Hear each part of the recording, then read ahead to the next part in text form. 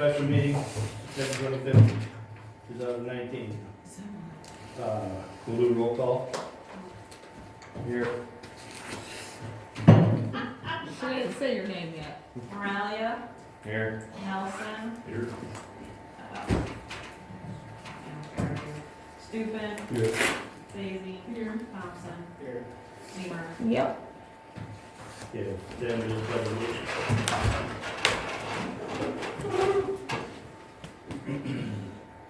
I pledge allegiance to the flag of the United States of America and to the republic for which it stands, one nation, under God, indivisible, with liberty and justice for all.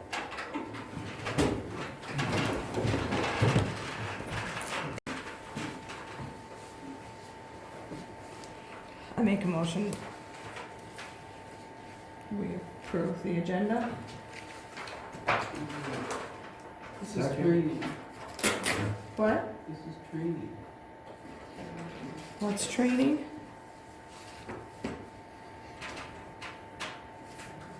This isn't on the agenda. I didn't print that part because it's not a real meeting, it's just zoning. Really work. So it's posted as part of the agenda, but it's not this agenda. Do we make an amendment? I'm invisible. No, the agenda, I just didn't print it Just have because to it's figure not it out. an actual meeting as we're doing the zoning, which is why, I don't know why you're starting out with this part. Oh, okay. I just thought we were gonna have, be done with it, okay. Okay. All right, go ahead, Todd. Okay, well, first off, I apologize for being a little bit under the weather earlier in the month, but it sounds like you guys had a long enough meeting and didn't need me anyway that night. And I know you got some other business here, so I just thought we would spend an hour talking some more just about your land use plan and zoning regulations. And last time we spent a lot of time talking about some of the basic boilerplate parts of the ordinance. We had talked about the agricultural zone, and we did touch base a little bit on the R1 single-family district. And I just going to start with just a quick review on that section because there was a couple questions I still had. I wasn't quite sure on the resolution, and my notes weren't very good. So I wanted just to double check on that. But for those of you that aren't colorblind, this pale yellow area, parts of the community, is the R1 zone area of the town. And the R1 is primarily your single-family residential district. It's really the most restrictive residential zone within the community on what is allowed and what is not allowed. And I think we had talked about primarily, my recollection was that, we were probably going to keep most of the permitted uses in play, the site-built, stick-built houses, the modular homes, and the like, and then other public uses which are normally found in those residential developments. But the one question I had, a big question mark here on my notes, was that accessory uses. And we talked a little bit about what an accessory use is. That's basically if the house is the principal use, the detached garage or the gazebo or the swimming pool or the shed, those are accessory uses that you find in most residential zoning districts. But in this example, your current rules state that you're not allowed to have customarily incidental to a permitted use is okay, but we don't allow stables. And then I had written down also the raising of poultry. And then we had a little bit of a conversation about poultry being in town and not being in town, and my memories and my notes are terrible. So could you just refresh me on where we're at with poultry? Because every town's a little bit different. So We passed an ordinance that allowed. that's right. Up to six hens. Yeah, I put in my notes that says to fix so it matches our regular ordinance Let's code. match the code. That's right. Okay, that's right. And you sent me that code, and I do have it. I just haven't incorporated. So part of me was even thinking,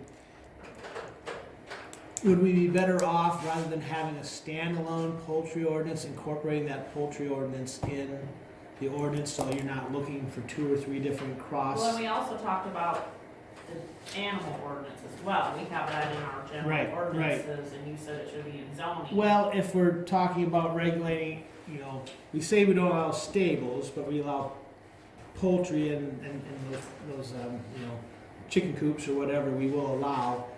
And part of me is thinking, I was reading through those some of it has a zoning connotation, some of it doesn't have a zoning connotation. So I think what I will end up doing then is just morphing some of your existing, especially the poultry stuff, because that's really more of a zoning issue, because you're talking about a specific structure and hours and, you know, no roosters and blah, blah, blah. I think we probably will just have we'll just either reference that ordinance as long, but I'm a person that, if I'm reading an ordinance and I get the zoning ordinance, if I don't have the whole book of codified ordinances, I don't know where I'm going. So I like to try to bookend those things together. So that's what we'll do. All right. Now that made sense to my notes. What page are you on? I'm on page 15 right now. The other quick question was, we talked a little bit about commercial storage facilities used exclusively for storage and not for performance of any other services. Commercial storage buildings will use building, siding, and roofing materials of the character to other residential structures within the R1.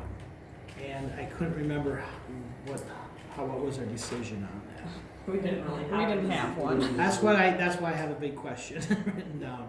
And part of me was, I know some people had conversations like, well, maybe in the R2 district or it would be more appropriate. But some people also said that there are some commercial storage type down by the church or whatever, and we have it right now. But do we want to encourage somebody to go out and put a bunch of storage units? As long as they're maybe got a brick front or a slab siding and a asphalt, maybe it wouldn't be a big deal. I wanted some resolution on that. We already have storage in R2 right now, don't we? Yes. In the R2, I think, yeah. Yeah. The question is whether or not you wanted it in the R1. No.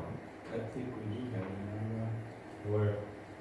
by the St. Mary Apartments. Mm-hmm. Yeah.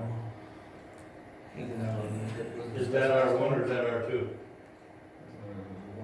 See, So it's right across from the park. That's art.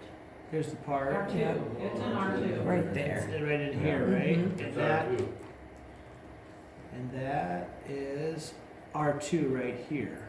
Yeah. Yeah. Okay, so that's okay.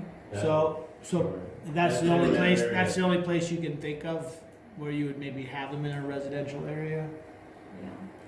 And then the trailer area is R2 as well, right? There are three. There are three. Trailer park is Up- R2. up here. Because that would be the Yes. other place that it would make sense to have storage units for. So People I'm living going in to take that and delete this out of the R1, but probably make sure we have some sort of reference in the R2 and R3, right? Where does it say in the R1 where, for conditional use buildings and stuff, as far as size and stuff is concerned? I mean, As far as the principal structure or the accessory structure? like an unattached garage.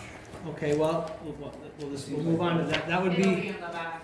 it's in the accessory use section of the ordinance, so we can go there. I just think If you go to page time and 50, place to make that a little bit bigger. It Page- seems like our old standards is pretty small. page 58, What size are they? in there?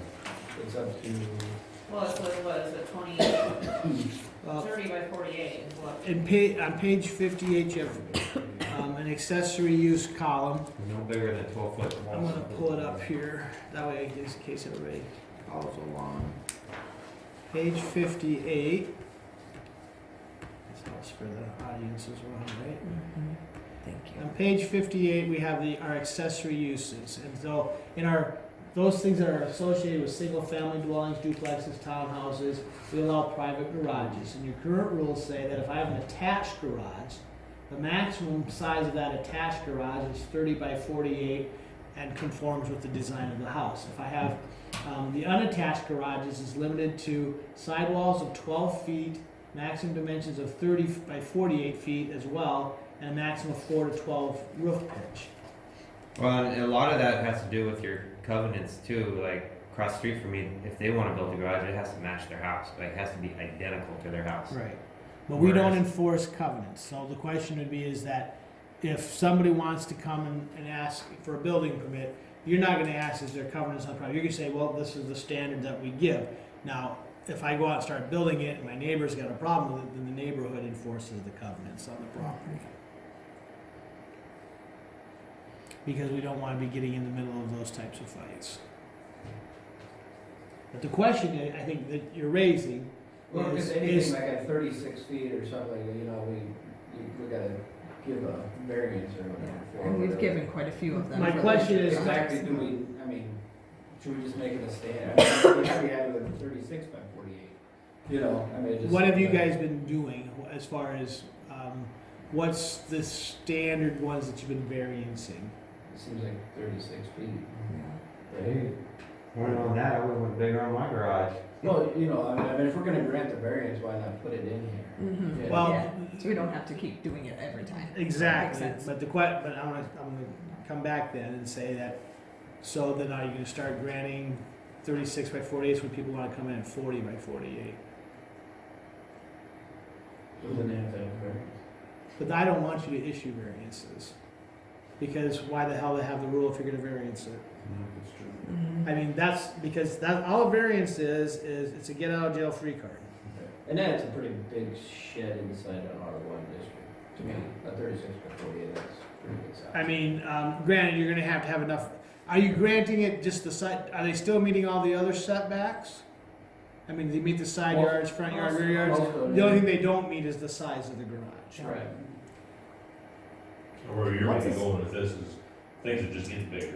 Right. You know, I mean, Yeah, I you know, mean- they used to have a one stall garage that was Yeah, 12 foot by 26. Three and a half stalls are small anymore. Right, if you have a 3-car garage, it's 36 feet wide, that's why I was just bringing that up.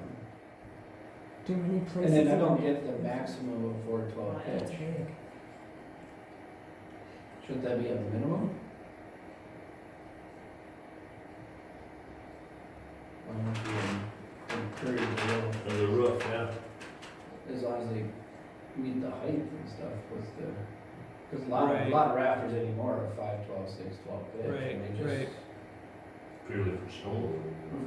Yeah, for, I mean, your shingles last a lot longer, everything, but, so that. Yeah, I think that's probably just I think that's probably just a mistake, it's supposed to be minimum, I'm pretty sure of that, Yeah, yeah. I don't know, that's how I was just thinking, it seems like just short term time we've been here, it just seems like a lot of it comes in at 36 feet. Well, who's in favor, would this be both attached and unattached, or only on the attached garages? Are you finding yourself granting more detached garages variances or attached, or about the same? Probably about the same. Probably about, I would say more unattached. That's maybe what I was it'd be- just gonna say, maybe just but close. So, I think we need to be careful on how big we're gonna let these people go, because next thing you know, you're basically shading your neighbor's house, and, I don't know if people just wanna be staring at a 40 by 40 structure for the And rest maybe of you their life. can cut back if you're worried about that, cut back the length on it, you know? I mean, it just seems like 36 width is what we, well, the other idea is you could either go by 30 by 40, or you just go by square footage too. You know, I mean, if that, you know, if you wanna, right now you're at 1,200, you're at 1,440 square feet. This is 38 by 40, right? 30 by 48, 1,440. and that's, that I'd be right? okay with that too, because we already got all of our other stuff that they've got. And so going 36 by 48, now you're 1728. 1728. So are you more worried about the physical dimensions of the structure, or how much storage area that the person has? I don't think either. Honestly, if you wanna put up a 3-stall garage and within your property, you should be able to do it. As long as you meet the setbacks. Yeah, as long as you meet the setbacks, I don't see a problem with it at all. What about the sidewalls? Are those 12 feet still plenty? I would say that's fine. Yeah.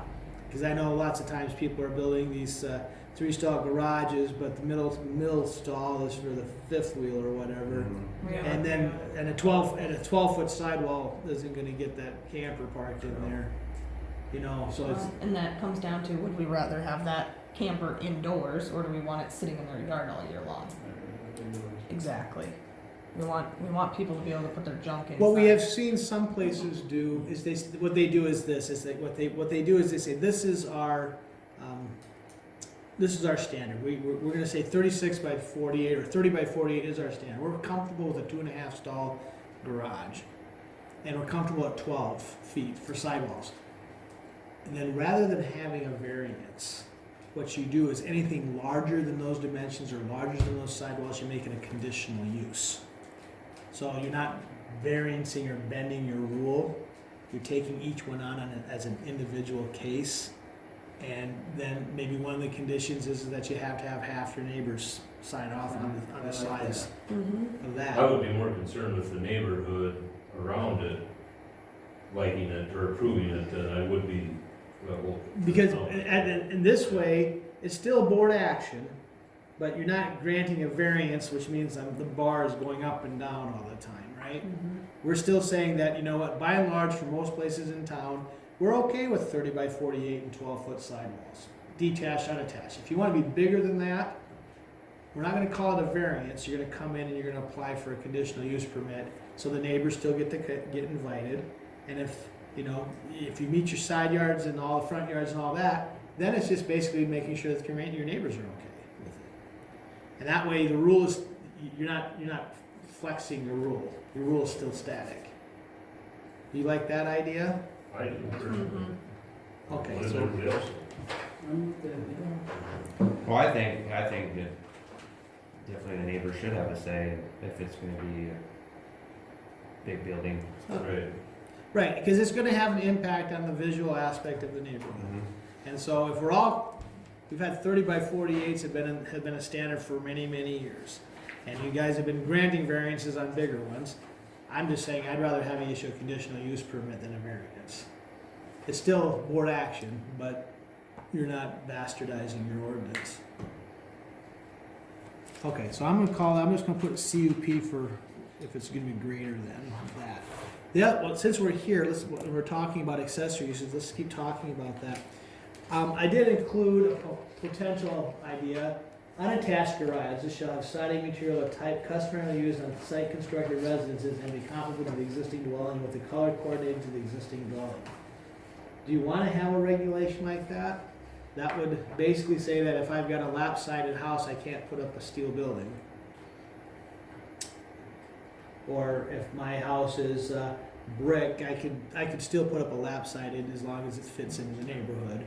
But what that does is that if my house isn't a steel building, I can't put up a steel garage in my and I'm throwing it up there because I know this is something that we're seeing in other communities. Well, we already have unattached garages that are steel, but the houses aren't. Yeah, I have one. I'm not saying there's anything wrong with it. I'm just saying this is something that does come up in the communities and other communities. Well, and then wouldn't that kind of come back to a lot of like a covenants too? Like, But you gotta remember, only covenants are, I was gonna say probably 80% of town doesn't have covenants. No, We I only mean- have one. yeah, there's only one that I know. So. Yeah, so what we're saying there is that if, and again, as the city, you don't really care what the covenants are because that's a private covenant amongst a neighborhood. When it comes to this, the question is, if you're allowing people to put steel buildings and no one has a problem with steel buildings, that's fine. Or if you want to have the neighborhood sign off on steel buildings, I mean, that's another option that you could look at. I don't care if it's steel or not, I'm just saying, these are conversations, and sometimes they're hot flashpoints that we see in certain neighborhoods, in other towns. And so, I don't see a problem with steel buildings. They look nice if they're done right. So. what's the No, rest? that's like when Greg built his steel house. Everybody's like, "Oh my God, I can't believe he's building a steel home," and it looks really nice. Nothing wrong with it.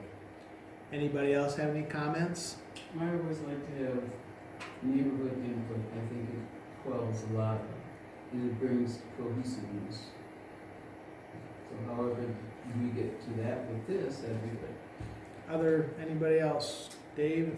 Well, do we have any, when the other buildings were built, did we have complaints from neighbors about them? With the steel on? Can I put a corrugated steel building up anywhere in town? if I'm going to Menards or someplace and I'm getting a color lock, you know, vertical steel siding, most people probably aren't gonna have a problem with it. But what if it's something other than that? I think you probably should have neighbor input too. Mhm.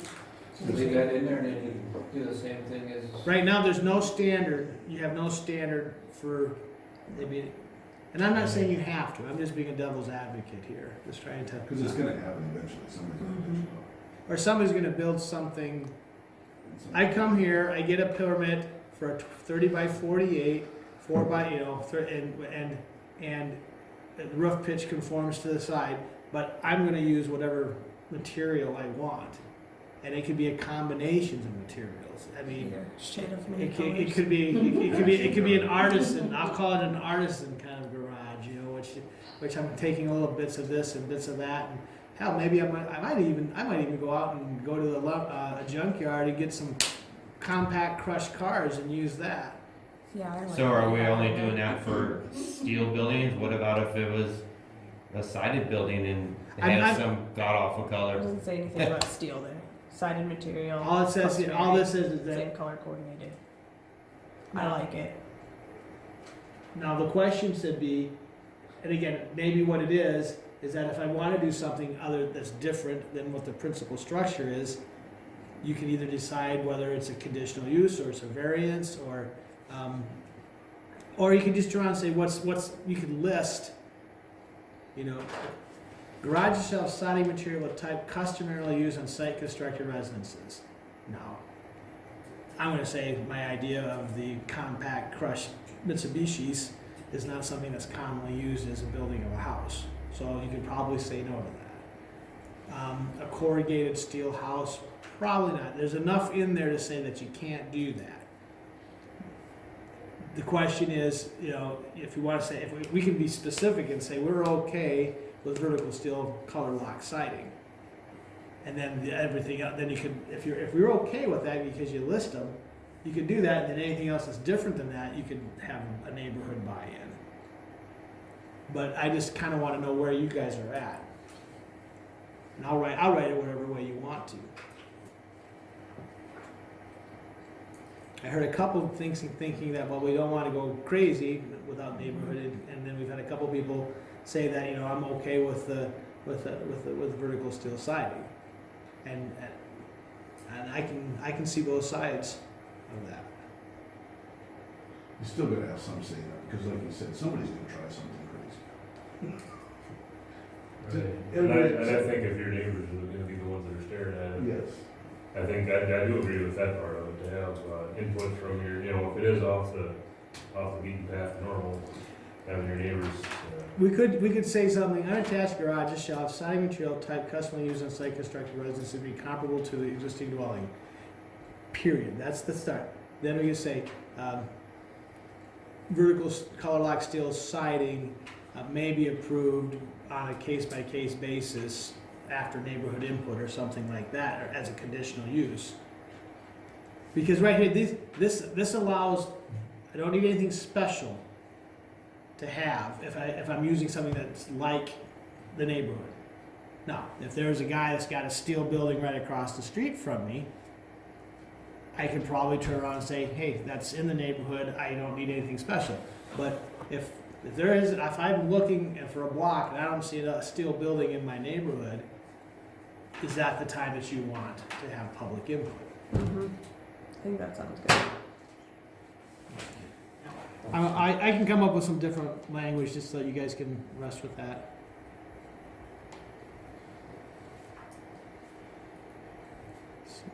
Okay. The last, while I'm here, let's just talk about building or structures for customarily residential storage. Right now it says 10 feet in height and not exceeding 150 feet. God, these storage sheds that you're buying at Menards and stuff, I mean, they're all, you know, they're bigger than that, 150 feet.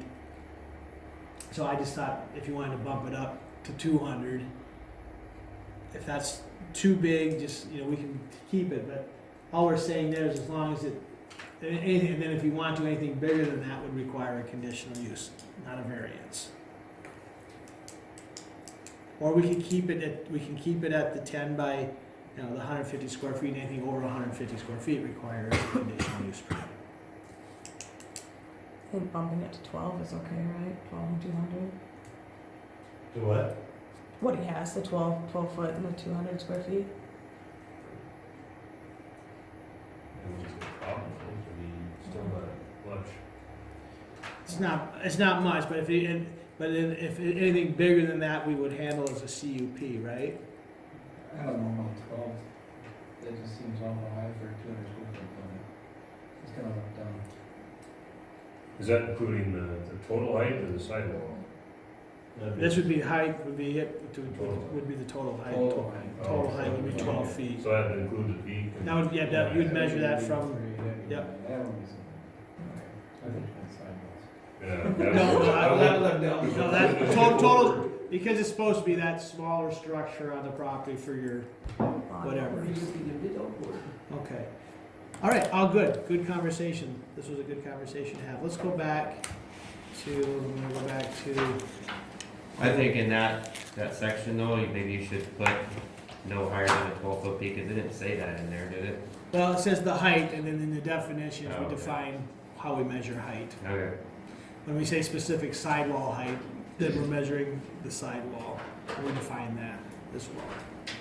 So, Just didn't want anybody to get confused out there. yeah, what we wanna do is, we're gonna, your definitions will be beefed up, because that's the first place, somebody says, I wanna do blah, hopefully blah is defined in your definition section.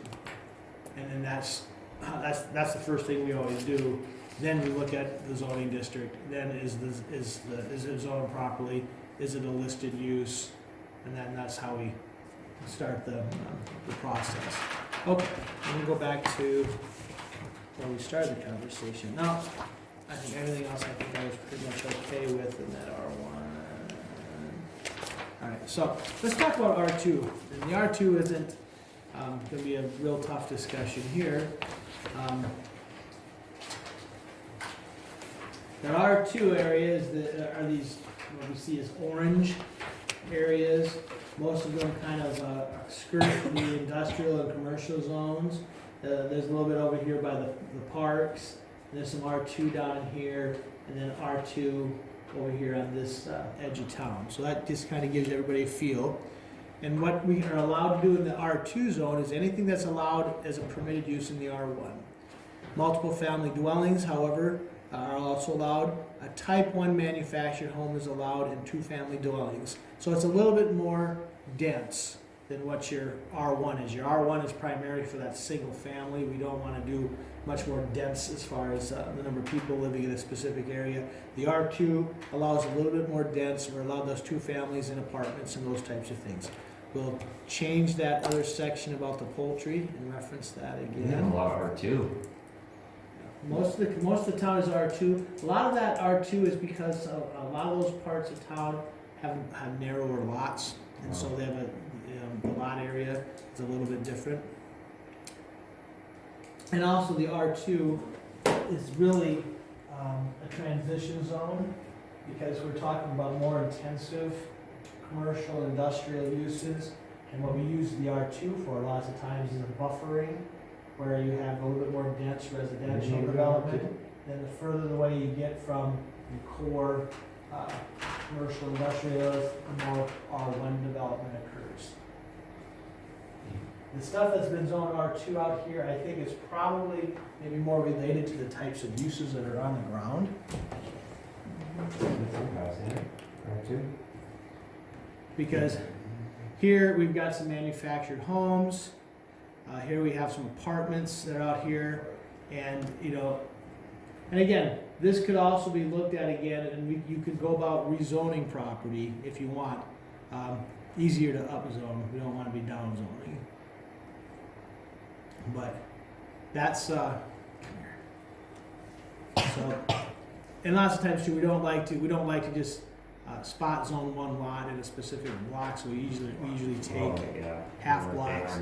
Half blocks, or is the general rule of thumb. Nothing smaller than a half block when you're rezoning something.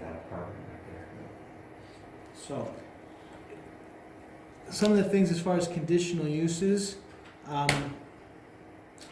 what we're proposing, as far as when I was reading it and just what other places do, to give you some examples. Currently, it says type 2 manufactured homes. We're just proposing to strike that and write any conditional use permitted in the R1 district except two-family dwellings, which are gonna be permitted in this district. Because two-family dwellings are a conditional use in that R1 area. Convalescent nursing and rest homes. Any building approved for such use shall be set back not less than 50 feet from the street on which it fronts and shall have side and rear yard setbacks not less than 30 feet, meet other requirements. And the question, you might say, well, why would you wanna do that? Well, sometimes you just want that separation distance from other single-family type development, just because, again, it's a little bit more intensive. There's more traffic sometimes going there with ambulances and doctor visits and people coming to visit people. You might need a little bit more parking than you would under a normal residential type use. Lodging and boarding houses, or bed and breakfast establishments. I have to go back and figure out why I crossed that out, but I'm sure I'll get to it. Provided that they meet requirements of the chapter. I think that's supposed to be flipped. I think lodging and boarding houses is supposed to be scratched because we don't really have lodging and boarding houses as much as you maybe have bed and breakfast potential. Because lodging and boarding houses are very much like an R3, like an apartment sort of a thing. It's just old language, we just don't use it anymore, so we just need to switch those strikes. Hospitals, licensed commercial daycare facilities, it's another use that we're seeing, especially with elderly care. People opening up their home and having elderly people, in addition to daycare type, but we're seeing that. So if I'm gonna open up a center and still have that residential feel to the neighborhood of the service I'm providing, we would allow that in that orange area of town, but again, it would be a conditional use. And then type 2 manufacturers, what was up here, just basically down here, we just moved it. It's still moving. That's good. Whoops. And then another one, we wrote, we struck home occupations because home occupations, I think we put as a permitted use. It's a conditional use already listed in the R1, so we don't need to be duplicative there. We did include another use that we're seeing in smaller towns, especially in-home nursing or convalescent homes with 4 additional residents other than the immediate family, and group homes. Okay, what's a group home? Well, a group home is a place where you have a congregate, communal type living arrangement. More often than not, it's people that are dealing with, could be drug addiction, alcohol. They could be transitioning from penitentiary or jails to normal life. And the first thing is people say, well, why the hell do we want that in our town? Well, because guess what? You got alcoholics and drug addicts and people that have been in trouble in your town right now, right? And the other thing is, under the Federal Fair Housing Act, you have to have a place somewhere in your town for group homes, for protected class. Protected classes are alcoholics, drug addicts, people that are mentally and physically handicapped. Those are all types of homes. And so the question is, in what zoning district are you guys going to do that? Now, granted, R2 is where it's situated here. We could throw it in an R3 zone, and then if somebody wanted to come in town, you would have to rezone that property to R3. Now, sexual addiction, sexual predators, those people are not protected classes. Okay, for now, anyway, under the Federal Fair Housing Act.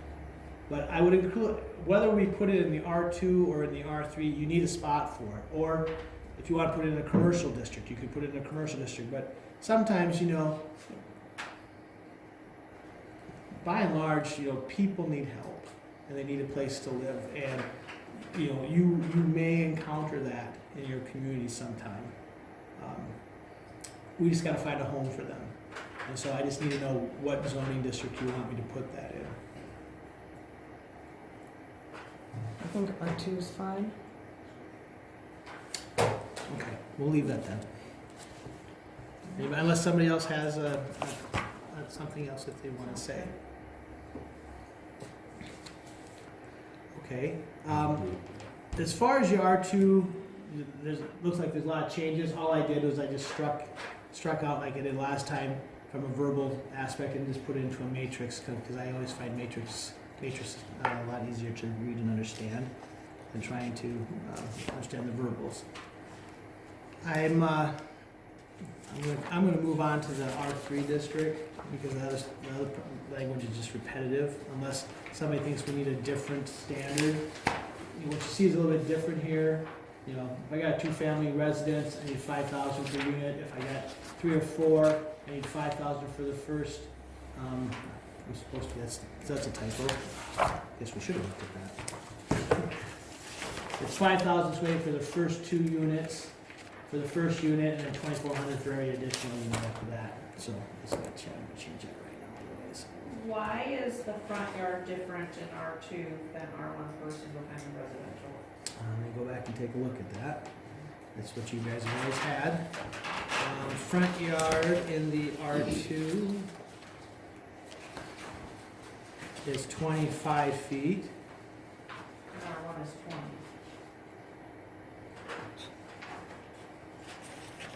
And Can't we just make it it just seems, I didn't notice that before. you know what? I didn't notice that either. Good catch.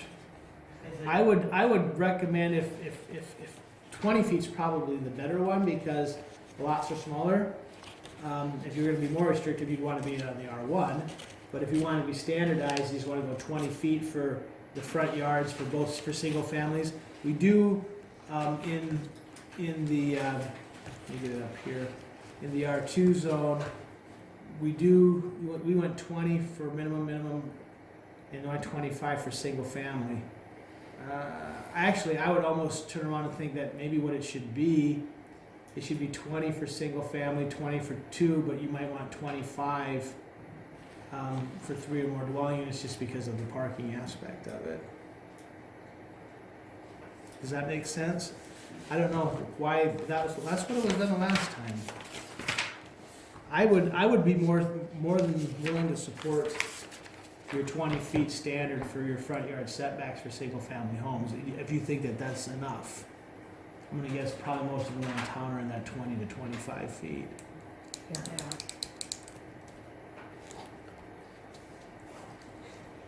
That usually comes off your sidewalk, Comes off, Property.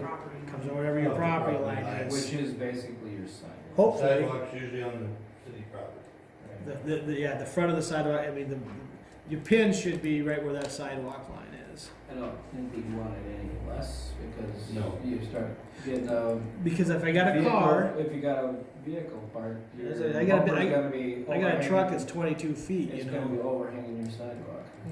Yeah, and so that's the big thing there. I mean, if I don't have a deep enough sidewalk, you're gonna have the tail end sticking out there on the sidewalk, and so that's probably why the 25 feet there. But I don't know why it wasn't in the R1 as well. So that's your choice. I'm I for agree it. with making them the same. If you want to make them 25s, you can make them 25s. If you want to make them 20s, it's up to you. We've done 20 feet Right. forever, I think, you know. 20s. You just want to And go with that's the gonna 20s. be all grandfathered in, so I would say. You just want to go with the 20s. Just go with the 20, and then I still think I would put 25 at the apartments. Some more parking. Okay. Good catch. I missed that one. Okay, so let's go take a quick look here. We've got an R3 area right here. That'd be them trailer. Yes, and the R3, we call that a manufactured home residential district.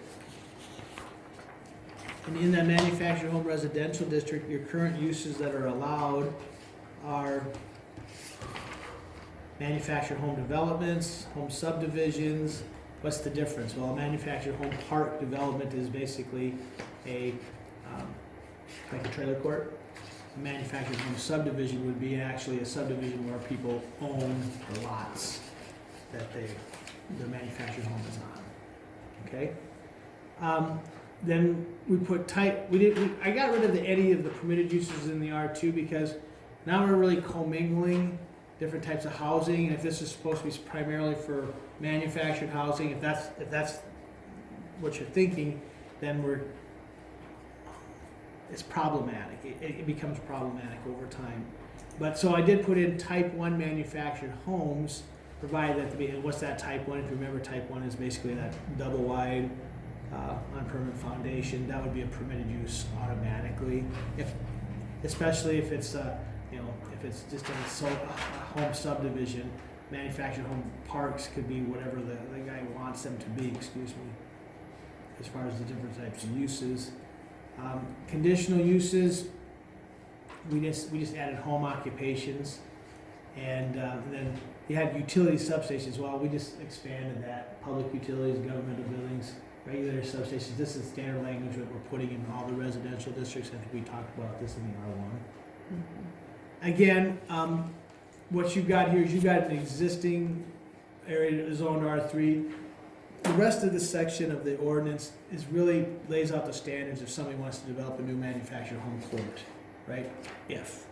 First one is they gotta get it zoned R3, but if they're gonna get it zoned R3, they're gonna have to bring in a plan.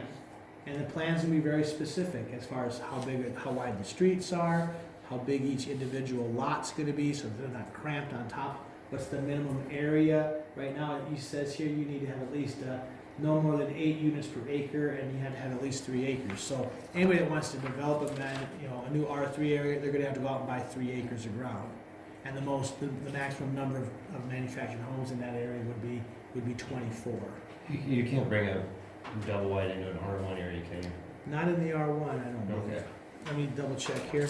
I'll go back, quick look. Well, just because this lot next door to me, before it was sold and the house put on a deed, the guy had mentioned about bringing 2 double wides onto that lot. I was like, oh heck no. In the R2, you can have a double wide on a permanent foundation, right? Which means you can still have pilings, but you gotta have it's either gotta be put on a footing, right? And then in the R1 zone, you can't have any manufactured home at all. It's all site-built, modular home, which is like a lumberyard house, but no manufactured homes in the R1, single wides or double wides. Okay. Okay, so here we are. So you can see these are the basic requirements. I think these are just good minimums. They're pretty standard. Again, I don't foresee anybody coming in doing that right now. The market is you're not seeing many places even developing manufactured housing courts so much anymore. But if you do, you have had rules in place for many years, and it would allow it to happen. But you just have to rezone it and have enough lot area. Okay, so let's move on to page 27. We're going to talk about commercial zoning. And here, you've got this blue area, which is your C1 zone in the community. It's your central commercial district. And here, basically, you have a whole litany of types of commercial uses that you can have. Retail and wholesale sales, that's pretty broad. Finance, insurance, businesses, churches, eating and drinking, communication and utilities, automobile filling stations, public buildings and grounds, service establishments. I think the terminology anymore is called personal services. That's getting your hair cut, yoga class, what have you. Professional governmental education services, printing and publishing, bakery, offices. We've thrown a few more in here that we're seeing in towns. Parking lots and parking garages, bed and breakfasts, hotels, motels, theaters, bowling alleys, pool halls, museums, signage, and then just those public utilities. Is there anything that we saw in the commercial as far as listed uses that we see in this blue area right now that's not listed in that area that you could think of? Okay, so Yeah. Where John's building it? Yeah. Mhm. So would we want those apartments to be listed as a conditional use, or wait a minute, maybe we have it as a conditional use. I got too far ahead of the game there. Yes, apartments are allowed as a conditional use. Now, here we have hotel motels, would you rather, as a conditional use? I recommend putting it as a permitted use Yeah. in that area, so we That wanna makes do sense. that. Apartments, so conditional uses, again, retail sales, marine crafts, truck barn, barn taverns, manufacturers, licensed daycares, apartment houses, hotel motel, we're switching. Apartments using upper floors of the commercial building, establishes parking lot, okay, I moved that up to commercial. I forgot to scratch that one off. But adult uses, rather than saying which include, but not necessarily limited to adult bookstores, we're just gonna reference them to the section of the ordinance that's on adult uses, and we'll get into that discussion in a little bit. Okay, so we talked about some of those there, I'm just gonna standardize that. Here in the central commercial district, you've got a minimum lot area of 3,500 square feet, minimum lot width of 25, maximum height 40, maximum lot coverage of 90%. Well, so the question is, that's probably okay in this area that's really on Main Street, because most of these are 25-foot lots, platted back in the day, because that's what they did. Now, the question is, you've got a bunch of commercial area zone here. In the C1 district, we don't, we have no minimum side yards unless they're adjacent to a residential district. So in this area over here, you know, the front yard is 25 feet. It doesn't really match up with what the reality is, so we need to change that. So on the front street here, do you want it, you know, is it a 0 lot line? Can I build up to the lot line, which is basically where you're at right now? But the area that's not on Main Street, do we want to have more of a setback off the road? Yeah, I would think so. What's that house That's- across from Dexter, is that even, what's that? That's not It's not setback, zoned. right? That's not zone? That's not part of that. It's in the business district, ain't it? Which one? The one across the street from Dexter. Amy, what's your old house? No, it's not commercial. Because right now, your ordinance does say that between first and third, Is that there's no right? front yard, there's no front Oh, yard okay. setbacks, but here, we do have like 20, I just wanna make sure. That long, what he's doing right there, that is All from the water tower down to, Uh-huh. or the, Well, what we have no here, tower. that would require 25-foot front yard and 20 rear yards and 10 side yards. The way it's set up, I just wanna make sure that's okay yet. I would say yes. Okay, and then this stuff here, immediately adjacent here, there's no front rear yard or side yard setbacks here, but you got some lots, back lots over here that's not on Main Street. Do we want, are we looking at having these types of side? The one on that area is the lumber yard, and that's the only thing that's there. Right, so do we want to, is it still 0 setbacks Yeah, I think so. on both of those then? Okay, I I just mean, want, it is right now, but I mean, when it's lumber yards. Actually, the backside of his going to Shirley's whiskey, you don't already know. There is actually about 12 foot there, Oh, at least 12 foot, because that little building behind it Not along is the sidewalk. the lumberyard's Right, building. no, it's straight from the alley to the Right, sidewalk. the actual lumber building and then it's storage to the west. Okay. is zero. well, I just want to make sure everybody understands there is a difference between what's on Main Street and what's, and if you're all fine with that, we'll just keep it. I'm okay with it. Okay. Any other uses that we haven't listed as either conditional, that we want to talk about in that blue area? We do have on page 3, there's another suggested language that we're seeing.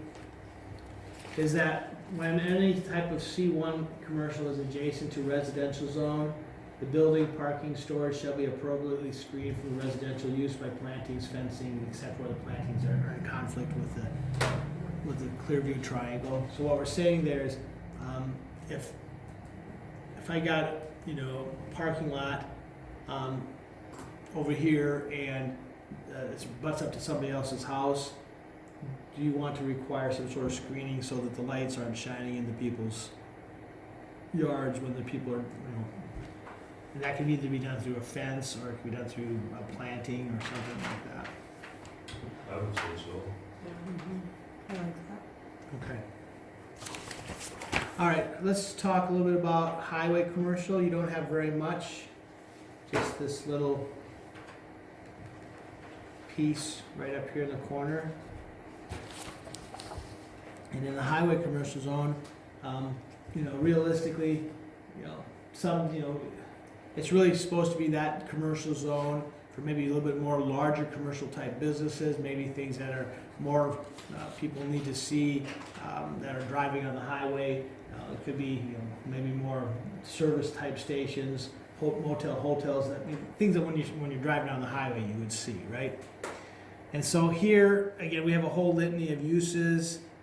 The only thing that we've added that would be different, a little bit different, was we put restaurant, we put a convenience store, we added all the standard utility language, offices, financial institutions, commercial storage units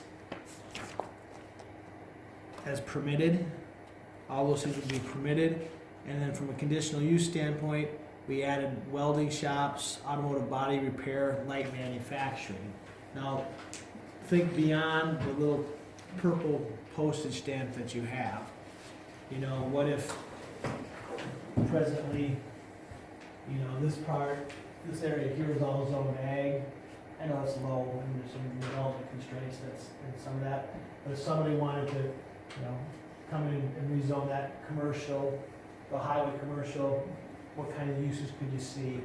Same thing as maybe someday somebody decides that they want to do something out here, and it gets annexed into town. This is where you would see that highway commercial development occurring. And so anything that jumps out at you from a highway commercial standpoint here, the highway commercial, it's got a little bit bigger, you need at least a half an acre to develop on, got at least 100 foot wide. I can have taller buildings, like say 45 feet tall in that highway commercial area. I still have a 25-foot front yard. There are some increased side and rear yard requirements when it butts up against residential development. But I'm not proposing any changes to your area requirements. You do have a rule that's interesting. Not every community has this, but it says all commercial buildings and structures shall be constructed on site. Off-site constructed or moved-in structures may be allowed only as a conditional use. I'm not sure why you have that rule. I can remember the discussions many years ago. I just can't remember what the context of that rule was. And so, if a person was building something in pieces and they brought it in, and for a highway commercial use, the only way I can do that is I'd have to get board approval. And if you still want it, that's fine. I just don't. That's an oddball. One I don't see very often. Was that done because of the lumber yard? Oh, it could have been a protectionist thing. It could have very well been. Because I don't remember. It was before me. Well, I remember probably helping write the rule. I just don't remember why the hell we wrote it. And if it's not causing you any problems, I wouldn't suggest changing it. But I just wanted to point that out to you. And again, we have a screening requirement in the highway commercial that would mirror the other commercial areas.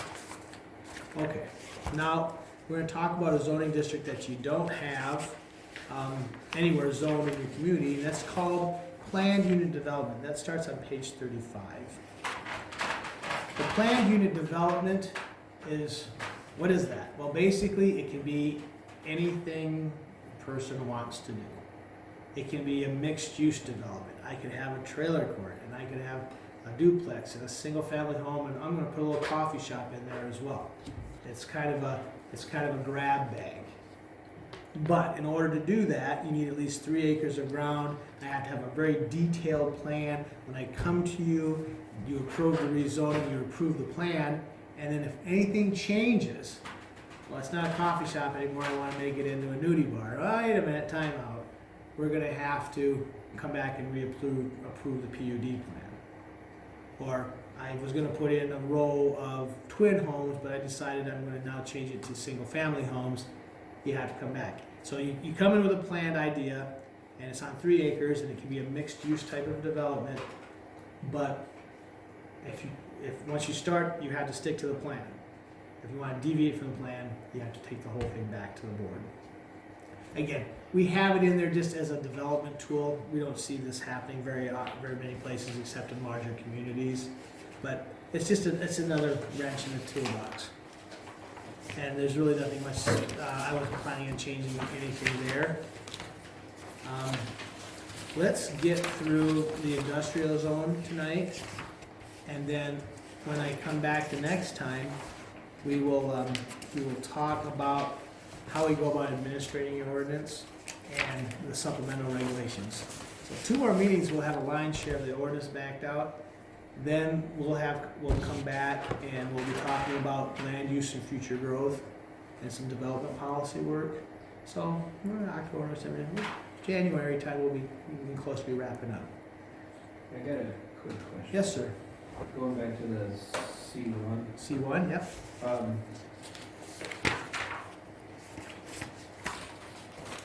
they use all that for like corn storage. That's not a permitted use. For piling corn. By the corner, Hmm, That's a good point. that is a good point. In the C1 zone, And the reason why I bring it up, because we have a problem with them every year for picking it up.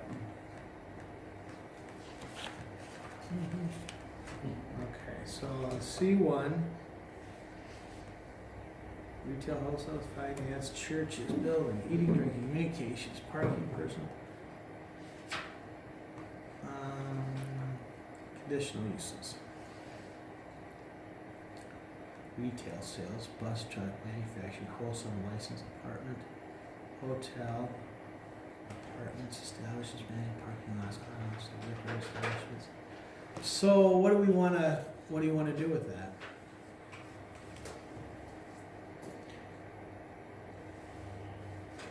It's a temporary use, right? It's not, it's there for, And I don't have a problem with them doing it, but I mean, I think there needs to be some stipulations, because every year they just leave it set, and you go talk to them, and you have to call the main guy down in Brandon in order to get anything done. so how long is it stored there? I mean, Well, generally. the old corn this year is July. What did the actual pile mean, other than the spoiled stuff?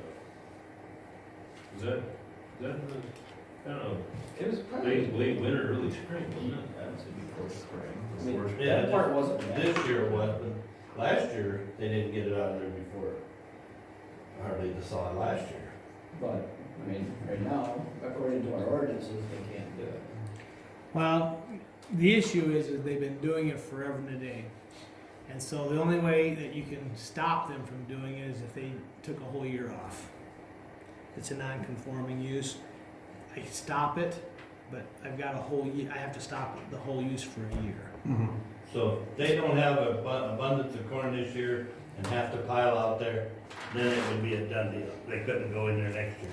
If I don't store corn out there for a whole year, the day the corn comes off, you need to document it, right?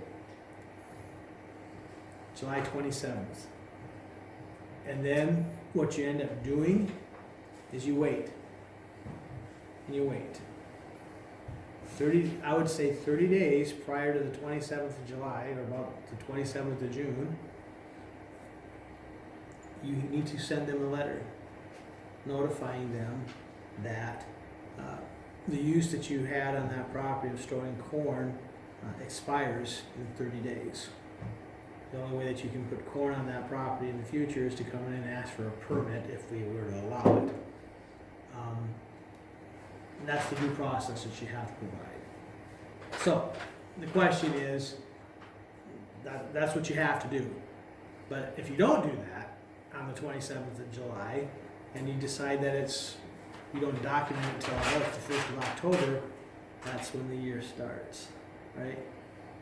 So you need to create a file and some attorneys will tell you that you need to notice them as soon as it happens. I don't think that's, I'm not an attorney, but I've seen where you don't have to do that.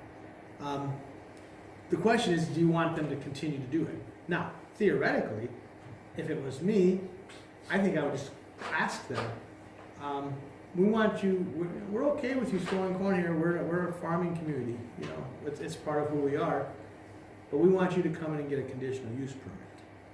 And when you get, and if you can get them to come in and get the conditional use permit, that's when you can put the conditions in, okay, but the corn has to be off by this date, the site has to be, you know, cleaned up by this date, spoilage, blah, blah, blah, needs to be dealt in certain manners and things like that. It might be just easier just to say, hey, you know, we're cleaning up our ordinances, we notice you guys don't have a permit. And when you take that corn off, we're gonna want you to come get a permit before you bring the corn in. It's a bluff, right? It's a bluff. And they can say, yeah, okay, as long as you're not too overly hard on them. Because if you don't, Well, we don't wanna be hard on them, Right. we just want them, when the stuff is gone, like his point is, just clean up the garbage. right, And then the second. and that's say, you know, we don't have a problem, but we'd like to get you, and how I would sell it is we want to make you whole, and it's really more of an insurance policy for you moving forward. Because- we don't have to give them a permit for the next year. For us. Right, I have no problem with using it, it's just, I have a problem with them leaving it there until July. Well, then what we probably would need, what we need to do is we need to add the use in the commercial district here that allows for stockpiling of agricultural products. And that way then then you've got a tool for them to come in and apply for. Now, whether they decide they think, forget it, then we're back to my July 27th discussion. Is there any way, if they get a permit and they don't have it out at a certain time, start finding them, or? You could, I wouldn't fine them, I would just say I would revoke their permit. And then, but you can't just cut them off, you gotta bring them back in, have a public hearing, make a formal action to revoke, and then if they revoke it, and then it still sits there, then you've got something to give to your attorney to cite them, take them to court, and again, it gets back to the whole thing, they'll get a $250 fine or $500 fine, and they'll have to pay it, and then if they still haven't gotten it taken off a week later, they do it all over again. We just need something to hold them accountable. Okay, let me make a note, I just wanna make a note on stockpiling corn. And that's probably something that is coming soon.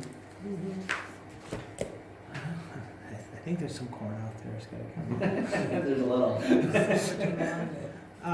Okay, let's just do this, we'll just stop right here. And we'll come back, we'll get into the industrial zone, which will be really quick. And most of the next hour, we'll just spend on how do you administer your ordinance? How should you be administering your ordinance? What's changed in state law since you last did this exercise? And we're gonna go about how you make decisions and why Todd hates variances and why you should avoid them like the plague. And we'll get through that. We can do that in October-ish. Okay, we're already meeting right now, and I know I'm not going to be here next Monday because I'm It'll be 2 weeks from, a week from Monday, so it'll be the 7th. the 7th. Let me look at my secretary and wife dictate. 7th of October is, yes, that will work, 7th. Also, while I'm here, just to quick remind you, you should be getting something in the mail if you haven't gotten the mail, but the South Dakota Planners Association is having their annual conference in Brookings this year on the 16th and 17th. There is a nominal fee to attend it, but if you're interested in hearing about other planning issues, local land use planning issues, the conference is in Brookings, so it's close. And I'm gonna guess, if you haven't seen the notice yet, I'll make sure Luke gets you one.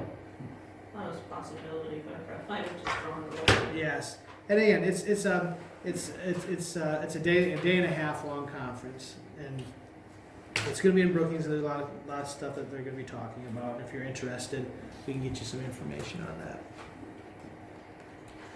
Other than that, I will get out of your hair so that you can proceed with the rest of your evening.